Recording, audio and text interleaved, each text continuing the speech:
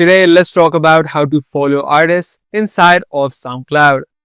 If you're trying to get the artist's latest update or any repost that they may have made, in order to do that, you'll need to follow them.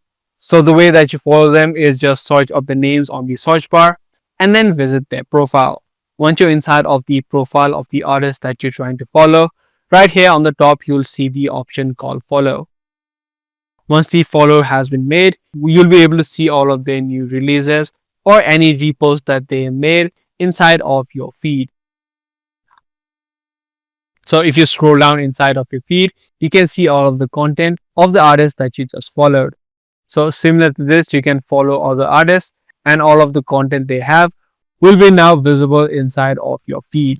That's all there is for this video. If this short guide video did help you out, be sure to subscribe, share, and also give this video a thumbs up. I'm going to see you in the next video. Thank you for watching.